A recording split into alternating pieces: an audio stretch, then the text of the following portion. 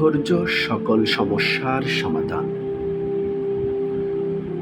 যখন তুমি কোনো ক্ষতির সম্মুখীন হও, মনে রেখো পরাক্রমশালী আল্লাহ তোমার ধৈর্য ও সহনশীলতার জন্য তোমার হারানো সম্পদের চেয়ে বহুগুণ উত্তম প্রতিদান দান করবেন।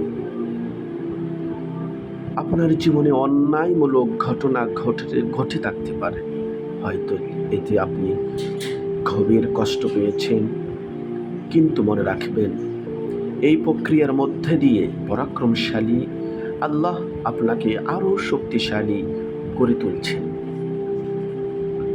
আপনি আপনার আত্মার দৃঢ়তা জানতে চাইলে পর্যবেক্ষণ করুন যে আপনি কতটা ধৈর্য ধারণ করতে পারবেন। পার্থক্য করুন কতটা সহজে আল্লাহর ফয়সালাকে মেনে নিতে পারেন। মনে রাখবেন আপনার আত্মার দৃঢ়তার জন্য আপনাকে বাঁকানো হলেও ভেঙে পড়া যাবে না।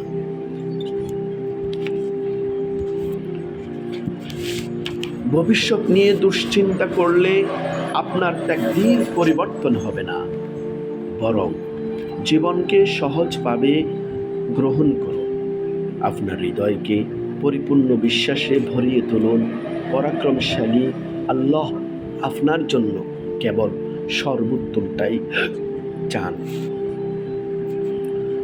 কষ্ট প্রকৃতপক্ষে পরাক্রমশালী আল্লাহর পক্ষ থেকে এক বিশেষ অনুগ্রহ। পরিস্থিতি যত ভয়াবহ ও কঠিন হোক না কেন, যদি আপনি ধৈর্য ধারণ করেন এবং অবিচল থাকেন, তবে আল্লাহ অবশ্যই আপনাকে পুরস্কৃত করবেন এবং আপনার মর্যাদা বৃদ্ধি করবেন। হে পরাক্রমশালী আল্লাহ, আমরা কঠিন সময় পার করছি, আমাদের ঈমানকে দৃঢ় করুন ও আমাদের রক্ষা করুন। আমাদের সৎ সঙ্গ দান করুন এবং উপকারী জ্ঞানের পথে পরিচালিত করুন। কষ্টকে দুর্বলতার প্রতীক মনে করবেন না। প্রকৃতপক্ষে কষ্ট দুর্বলতার কারণ নয়, বরং এটি জীবনকে গভীরভাবে উপলব্ধি করানোর একটি মাধ্যম। তাই যখন কষ্ট আপনাকে নিচে টেনে নামাতে চায়, তখন মনে রাখবেন আল্লাহ সর্বদা আপনার সঙ্গে আছেন। মানুষ সমালোচনা করবে, মানুষ ভুলভাবে বিচার করবে, তাতে কিছু আসে যায় না। যদি আপনার হৃদয় নির্মল থাকে, উদ্দেশ্য সৎ থাকে এবং আপনার মন শান্ত থাকে, তাহলেই প্রকৃত সাফল্য।